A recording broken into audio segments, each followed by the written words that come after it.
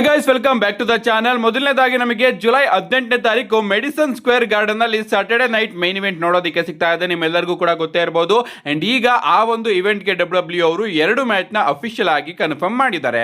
ಮೊದಲನೇದಾಗಿ ನಮಗೆ ಡ್ಯಾನೋಜಿನಾಗೆ ಜೆಡಿ ಮೆಕ್ಡೊನಾಗ್ ಅವರ ನಡುವೆ ಒಂದು ಸಿಂಗಲ್ಸ್ ಮ್ಯಾಚ್ ನೋಡೋದಕ್ಕೆ ಸಿಗ್ತಾ ಇದೆ. ಅಂಡ್ ಅದೇ ರೀತಿ ನಮ್ಮ ಬ್ರಿಬೆಲ್ಲಾ ಹಾಗೆ ಪೇಜ್ ಅವರು ತನ್ನ ವಿಮೆನ್ಸ್ ಟ್ಯಾಗ್ ಟೀಮ್ ಚಾಂಪಿಯನ್ಶಿಪ್ ನ ಫ್ಯಾಟಲ್ ಇನ್ಫ್ಲುಯೆನ್ಸ್ ಮೇಲೆ ಡಿಫೆಂಡ್ ಮಾಡ್ತಾ ಇದ್ದಾರೆ. ಸೊ ಈ 2 ಮ್ಯಾಚ್ ನ ಡಬ್ಲ್ಯೂ ಅವರು ಅಫಿಷಿಯಲ್ ಆಗಿ ಸ್ಯಾಟರ್ಡೆ ನೈಟ್ ಮೈನ್ ಇವೆಂಟ್ ಗೆ ಕನ್ಫರ್ಮ್ ಮಾಡಿದ್ದಾರೆ. ಆ ಒಂದು Saturday night main event Madison Square Garden ನಲ್ಲಿ ನೋಡೋದಕ್ಕೆ ಸಿಗ್ತಾ ಇರೋದು. I think big match 100% confirm ಆಗುತ್ತೆ ಅಂತ ಫೀಲ್ ಬರ್ತಾ ಇದೆ. ಕಾದ್ ನೋಡ್ಬೇಕು. ನೆಕ್ಸ್ಟ್ ಅಪ್ಡೇಟ್ ಗಳೇ ಬರೋದಾದ್ರೆ ಇದ್ದಿರ್ತಕ್ಕಂಥದ್ದು ನಮ್ಮ ಲೂನಾಟಿಕ್ ಫ್ರೆಂಡ್ಸ್ ಡೀನ್ ಆಂಬ್ರೋಸ್ ಅವರ ಬಗ್ಗೆ. ನಿಜವಾಗ್ಲೂ ಗಾಯ್ಸ್ ಈಗ ಅನಿಸ್ತಾ ಇದೆ ಡಬ್ಲ್ಯೂ ಅವರು ಡೀನ್ ಆಂಬ್ರೋಸ್ ಅವ್ರನ್ನ ಮರೆ ಮಾಡ್ತಾ ಇದ್ದಾರೆ ಅಂತ. ಯಾಕಂದ್ರೆ ರೋಮನ್ ರೈನ್ಸ್ ಹಾಗೆ ಸತ್ ಫ್ರೀಕಿನ್ ರಾಲಿನ್ಸ್ ಅವರ ಈ ಒಂದು ಫೇಸ್ ಆಫ್ ಅಲ್ಲಿ ನಿಜವಾಗ್ಲೂ ಡೀನ್ ಆಂಬ್ರೋಸ್ ಅವರ ಮೆನ್ಷನ್ ನಮಗೆ ನೋಡೋದಕ್ಕೆ ಸಿಗ್ಲಿಲ್ಲ. ರೀಸೆಂಟ್ ಆಗಿ ಕೆಲವೊಂದಷ್ಟು ಯೂಟ್ಯೂಬ್ ವಿಡಿಯೋದಲ್ಲಿ ಡಬ್ಲ್ಯೂ ಅವರು ಡೀನ್ ಆಂಬ್ರೋಸ್ ಅವ್ರನ್ನು ಕೂಡ ತೋರಿಸಿದ್ರು.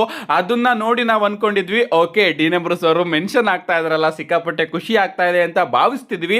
ಬಟ್ ಆ ಒಂದು ಪ್ರೋಮೋ ಇತ್ತಲ್ಲ ಅದರಲ್ಲಿ ನಮ್ಮ ಸೆತ್ ರೋಲೆನ್ಸ್ ಅವರು ಕೂಡ ಡೀನ್ ಆಂಬ್ರೋಸ್ ಅವ್ರನ್ನ ಮೆನ್ಷನ್ ಮಾಡಲಿಲ್ಲ. ಈ ಕಡೆ ರೋಮನ್ ರೈನ್ಸ್ ಅವರು ಕೂಡ ಡೀನ್ ಆಂಬ್ರೋಸ್ ಅವ್ರನ್ನ ಮೆನ್ಷನ್ ಮಾಡಲಿಲ್ಲ. ಸೆತ್ ರೋಲೆನ್ಸ್ ಅವರು ಹೇಳ್ತಾರೆ ನಾನು ನೀನು ಇಬ್ರು ಕೂಡ ಶೀಲ್ಡ್ ಇಂದ ಇಲ್ಲಿವರೆಗೂ ಕೂಡ ಈ ಒಂದು ಇಂಡಸ್ಟ್ರಿನ ಡಾಮಿನೇಟ್ ಮಾಡ್ಕೊಂಡು ಬಂದಿದ್ವಿ, ಹೊಸ ಜನರೇಷನ್ ನ ಹುಟ್ಟಾಕಿದ್ವಿ. ಅಂಡ್ ಈಗ ಈ ಒಂದು ಜನರೇಷನ್ ಗೆ ನಾವೇನಾದ್ರೂ ಕೊಡಬೇಕು ಅಂದ್ರೆ ನಾನು ನೀನು ಒಂದು ಸಿಂಗಲ್ಸ್ ಮ್ಯಾಚ್ ನ ಕೊಡಬೇಕು ಅಂತ. ಅಂಡ್ ಅದಕ್ಕೆ ರೋಮನ್ ರೈನ್ಸ್ ಅವರು ಕೂಡ ಒಪ್ಪಿಗೆನ ಕೊಡ್ತಾರೆ. ಸೊ ಇಲ್ಲಿ ಡೀನ್ ಆಂಬ್ರೋಸ್ ಅವರ ಮೆನ್ಷನ್ ಎಲ್ಲೂ ಕೂಡ ನಮಗೆ ನೋಡೋದಕ್ಕೆ ಸಿಗಲಿಲ್ಲ. ಸೊ ಡಬ್ಲ್ಯೂ ಅವರು ಸೈಡ್ಲಿ ಡೀನ್ ಆಂಬ್ರೋಸ್ ಅವ್ರನ್ನ ತನ್ನಿಂದ ದೂರ ಮಾಡ್ತಾ ಇದೆ ಅಂತ ಅನ್ಕೋತೀನಿ. ಹಂಗೂ ಡೀನ್ ಆಂಬ್ರೋಸ್ ಅವರು ಡಬ್ಲ್ಯೂ ಕಂಪನಿಗಿಂತ ಈಗ ಜಾಸ್ತಿ ತನ್ನ ಕರಿಯರ್ನ AEW ಕಂಪನಿಯಲ್ಲೇ ಬಿಲ್ಡ್ ಮಾಡ್ತಾ ಇದ್ದಾರೆ. ಯಾಕಂದ್ರೆ ಜಾಸ್ತಿ ದಿನ ಅವರು AEW ಕಂಪನಿಯಲ್ಲೇ ನಮಗೆ ನೋಡೋದಕ್ಕೆ ಸಿಕ್ಕಿದ್ದಾರೆ. ನೋಡಬೇಕು 2027ರಲ್ಲಿ ಅವರ AEW ಕಾಂಟ್ರಾಕ್ಟ್ ಮುಗಿಯುತ್ತಾ ಬರುತ್ತೆ. ಆಗೇನಾದ್ರೂ ಅವರು ಡಬ್ಲ್ಯೂ ಕಂಪನಿಗೆ ಬರೋದಕ್ಕೆ ಮನ್ಸು ಮಾಡಿದ್ರೆ ನಿಜವಾಗ್ಲೂ ಚೆನ್ನಾಗಿರುತ್ತೆ. ರೋಮನ್ ರೈನ್ಸ್, ಡೀನ್ ಆಂಬ್ರೋಸ್ ಹಾಗೆ ಸೆತ್ ರೋಲೆನ್ಸ್ ಅವರ ನಡುವೆ ಒಂದು ಒಳ್ಳೆ ಅದ್ಭುತವಾದ WrestleMania main event triple thread match ready ಆದಂಗೆ ಅನ್ಸುತ್ತೆ. ನಿಜವಾಗ್ಲೂ ಆ ಒಂದು ಮೂಮೆಂಟ್ ಗೆ ನಾನಂತೂ ಸಿಕ್ಕಾಪಟ್ಟೆ ಕಾಯ್ತಾ ಇದ್ದೀನಿ. ನೆಕ್ಸ್ಟ್ ಅಪ್ಡೇಟ್ ಕಡೆ ಬರೋದಾದ್ರೆ ಇದ್ದಿರ್ತಕ್ಕಂಥದ್ದು ಬ್ಲಡ್ ಲೈನ್ ಸ್ಟೋರಿ ಲೈನ್ ಬಗ್ಗೆ. ರೋಮನ್ ರೈನ್ಸ್ ಅವರು ತನ್ನ ಚಾಂಪಿಯನ್ಶಿಪ್ ನ ಸೆತ್ ರೋಲೆನ್ಸ್ ಅವರ ಮೇಲೆ ಡಿಫೆಂಡ್ ಮಾಡ್ತಾ ಇದ್ದಾರೆ. ಸೊ ಹಾಗಾಗಿ ರೋಮನ್ ರೈನ್ಸ್ ಅವರ ಚಾನ್ಸ್ ಇದೆ ಸೆತ್ ರೋಲೆನ್ಸ್ ಅವರ ಮೇಲೆ ಅವರು ತನ್ನ ಚಾಂಪಿಯನ್ಶಿಪ್ ನ ಸೋಲೋದಕ್ಕೆ ಅಂತ ನೀವೆಲ್ಲರೂ ಕೂಡ ಅನ್ಕೊಂಡಿರಬಹುದು. ಬಟ್ ರೀಸೆಂಟ್ ಆಗಿ ಅಪ್ಡೇಟ್ ಗಳು ಬರ್ತಿರೋದನ್ನ ನೋಡಿದ್ರೆ ರೋಮನ್ ರೈನ್ಸ್ ಅವರು ಸಮ್ಮರ್ ಸ್ಲಾಮ್ ಅಲ್ಲಿ ಸೋಲೋದಿಲ್ಲ ಅಂತ ಫೀಲ್ ಆಗ್ತಾ ಇದೆ. ಯಾಕಂದ್ರೆ ಡಬ್ಲ್ಯೂ ಅವರು ಪ್ಲಾನ್ ಮಾಡ್ತಾ ಇದಾರಂತೆ ರಸಲ್ಮೇನಿಯಾ 43 ಮುಗಿದ ಮೇಲೂ ಕೂಡ ಬ್ಲಡ್ ಲೈನ್ ಸ್ಟೋರಿ ಲೈನ್ ನ ಕಂಟಿನ್ಯೂ ಮಾಡೋದಕ್ಕೆ. ರಸಲ್ಮೇನಿಯಾ ತನಕನಂತೂ ಅವರು ಬ್ಲಡ್ ಲೈನ್ ಸ್ಟೋರಿ ಲೈನ್ ನ ತಗೊಂಡು ಹೋಗ್ತಾರೆ. ಬಟ್ ಅದು ಮುಗಿದ ಮೇಲೂ ಕೂಡ ಆ ಒಂದು ಸ್ಟೋರಿನ ಕಂಟಿನ್ಯೂ ಮಾಡೋದಕ್ಕೆ ಡಬ್ಲ್ಯೂ ಅವರು ಪ್ಲಾನ್ ಹಾಕೋತಾ ಇದಾರಂತೆ. ನೋಡ್ಬೇಕು ಗೈಸ್ ಇನ್ನು ಎಷ್ಟು ಚಾಪ್ಟರ್ಸ್ ಗಳನ್ನ ಡಬ್ಲ್ಯೂ ಅವರು ಈ ಒಂದು ಬ್ಲಡ್ ಲೈನ್ ಸ್ಟೋರಿ ಲೈನ್ ನಲ್ಲಿ ಓಪನ್ ಮಾಡ್ತಾರೆ ಅಂತ. ಯಾಕಂದ್ರೆ ರಸಲ್ಮೇನಿಯಾ 43 ಮುಗಿದ ಮೇಲೂ ಕೂಡ ಈ ಒಂದು ಸ್ಟೋರಿ ಲೈನ್ ಕಂಟಿನ್ಯೂ ಆಗುತ್ತೆ ಅಂದ್ರೆ ನಿಜವಾಗ್ಲೂ ಇದೆಲ್ಲವೂ ಕೂಡ ಒಬ್ಬ ಮನುಷ್ಯನ ಮೇಲೆ ಎಂಡ್ ಆಗುವಂತಹ ಸ್ಟೋರಿ ಲೈನ್. ನಾನು ಯಾರ ಬಗ್ಗೆ ಮಾತಾಡ್ತಾ ಇದ್ದೀನಿ ಅಂತ ನಿಮ್ಮೆಲ್ಲರಿಗೂ ಕೂಡ ಗೊತ್ತಾಗ್ತಾ ಇರಬಹುದು. ನಾನು ಇಲ್ಲಿ ರಾಕ್ ಬಗ್ಗೆ ಮಾತಾಡ್ತಾ ಇದ್ದೀನಿ. Blood line story line end ಆಗಬೇಕು ಅಂದ್ರೆ ಅದು ರಾಕ್ ಆಗಿ ರೋಮನ್ ರೈನ್ಸ್ ಅವರ ಮ್ಯಾಚ್ ಇಂದಾನೆ ಅಂತ ನನಗೆ ಅನ್ನಿಸ್ತಾ ಇದೆ. ಅದನ್ನ ಬಿಟ್ರೆ ಈ ಒಂದು ಸ್ಟೋರಿ ಲೈನ್ಗೆ ಅಂತ್ಯ ಬೇರೆ ಏನು ಇಲ್ವೇ ಇಲ್ಲ.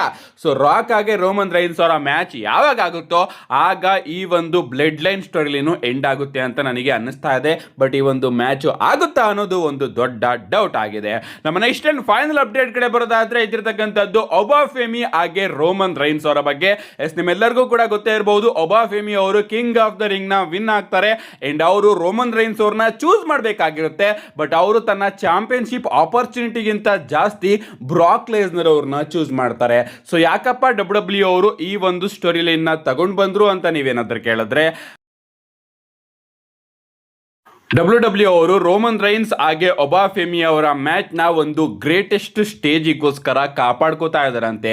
ಅಫ್ಕೋರ್ಸ್ ಸಮ್ಮರ್ ಸ್ಲಾಮ್ ಕೂಡ ಒಂದು ಗ್ರ್ಯಾಂಡೆಸ್ಟ್ ಸ್ಟೇಜು. ಬಟ್ ಡಬ್ಲ್ಯೂ ಅವರು ಇಷ್ಟು ಬೇಗ ಈ ಒಂದು ಮ್ಯಾಚ್ ನ ಮಾಡುವಂತಹ ಪ್ಲಾನ್ಸ್ ಗಳನ್ನ ಇಟ್ಕೊಂಡಿರ್ಲಿಲ್ವಂತೆ.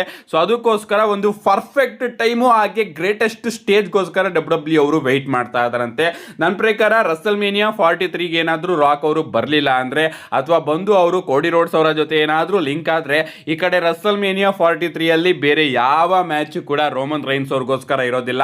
ಸಿಂಪಲ್ ಆಗಿ ಅವರು ಒಬಾಫೆಮಿಯಾಗೆ ರೋಮನ್ ರೈನ್ಸ್ ಅವರ ಮ್ಯಾಚ್ನೇ ಮಾಡ್ತಾರೆ ಅಂತ ನನಗೆ ಅನಿಸ್ತಾ ಇದೆ. ಅಂಡ್ ಅದರಿಂದ ಡಬ್ಲ್ಯೂ ಅವರು ಈ ರೀತಿ ಪ್ಲಾನ್ ನ ಮಾಡಿದ್ರಂತೆ. ಸೊ ಬ್ರಾಕ್ ಲೆಸ್ನರ್ ಹಾಗೆ ಒಬಾಫೆಮಿ ಅವರ ಮ್ಯಾಚ್ ನು ಕೂಡ ಮಾಡಿಸ್ಬೇಕು. ಈ ಕಡೆ ರೋಮನ್ ರೈನ್ಸ್ ಹಾಗೆ ಒಬಾಫೆಮಿ ಅವರ ಮ್ಯಾಚ್ ಬಂದಾಗ ಈ ಒಂದು ಸ್ಟೋರಿನೂ ಕೂಡ ಲಿಂಕ್ ಮಾಡಬೇಕು ಅಂತ ಡಬ್ಲ್ಯೂ ಅವರು ಬ್ರಾಕ್ ಲೆಸ್ನರ್ ಹಾಗೆ ಒಬಾಫೆಮಿ ಅವರ ಮ್ಯಾಚ್ ಒರಿಜಿನಲ್ ಆಗಿ ಪ್ಲಾನ್ ಆಗಿದ್ರು ಕೂಡ ಒಬಾಫೆಮಿ ಅವರ ಕೈಯಲ್ಲಿ king of the ring tournament ನ ಗೆಲ್ಲಿಸ್ತಾರೆ. ಸೊ ಡಬ್ಲ್ಯೂ ಅವರು ಈಗೂ ಕೂಡ ಯೋಚನೆ ಮಾಡಬೇಕಾಗಿತ್ತು, ಯಾಕೆ ನಾವು ಆಪರ್ಚುನಿಟಿನ ಮಿಸ್ ಮಾಡ್ಕೋಣ ಅಂತೇಳಿ. ಈ ಕಡೆ ಹೇಗಿದ್ರು ಕೂಡ ಸೆಥ್ರೋಲೆನ್ಸ್ ಅವರು ಆ ಒಂದು ಟೂರ್ನಮೆಂಟ್ ಅಲ್ಲಿ ಇದ್ರಲ್ವಾ, ಸೆಥ್ರೋಲೆನ್ಸ್ ಅವ್ರನ್ನೇ ವಿನ್ ಮಾಡಿಸಿ ಡೈರೆಕ್ಟ್ ಆಗಿ ರೋಮನ್ ರೈನ್ಸ್ ಅವರ ಮೇಲೆ ಕಳಿಸಬಹುದಿತ್ತಲ್ವಾ. ಆ ರೀತಿ ಆಂಗಲ್ ನ ಡಬ್ಲ್ಯೂ ಅವರು ತೋರಿಸಲಿಲ್ಲ. ಈ ಕಡೆ ಬ್ರಾಕ್ ಲೆಸ್ನರ್ ಹಾಗೆ ಒಬಾಫೆಮಿ ಅವರ ಮ್ಯಾಚ್ ಪ್ಲಾನ್ ಆಗಿದ್ರು ಕೂಡ ಒಬಾಫೆಮಿ ಅವ್ರನ್ನ ಸ್ಟ್ರಾಂಗ್ ಆಗಿ ತೋರಿಸಬೇಕು, ಈ ಒಂದು ಪಾಯಿಂಟ್ ನ ನಾವು ಮುಂದೆ ಯೂಸ್ ಮಾಡ್ಕೋಬೇಕು ಅನ್ನೋ ಒಂದು ನಿಟ್ಟಿನಿಂದ ಡಬ್ಲ್ಯೂ ಅವರು ಒಬಾಫೆಮಿ ಅವರು ಚಾಂಪಿಯನ್ಶಿಪ್ ಮ್ಯಾಚ್ಗೆ ಹೋಗೋದಿಲ್ಲ ಅಂತ ಗೊತ್ತಿದ್ರು ಕೂಡ ಅವರನ್ನೇ ಟೂರ್ನಮೆಂಟ್ ವಿನ್ನರ್ ಆಗಿ ಮಾಡ್ತಾರೆ. ಸೊ ಇದು ಡಬ್ಲ್ಯೂ ಐಡಿಯಾ. ನಿಮ್ಮೆಲ್ಲರಿಗೂ ಕೂಡ ಈಗ ಗೊತ್ತಾಯ್ತು ಅಂತ ಅನ್ಕೋತೀನಿ. ನೋಡೋಣ ಗೈಸ್, ಒಬಾಫೆಮಿ ಹಾಗೆ ರೋಮನ್ ರೈನ್ಸ್ ಅವರ ಮ್ಯಾಚ್ ಯಾವಾಗ ಆಗುತ್ತೆ ಅಂತ ನಿಮ್ಗೆ ಅನ್ಸುತ್ತೆ, ಇದ್ರ ಬಗ್ಗೆ ನಿಮ್ಮ ಅನಿಸಿಕೆನ ಕಮೆಂಟ್ ಮಾಡಿ ಅಂತ ಹೇಳ್ತಾ, see you guys in my next video.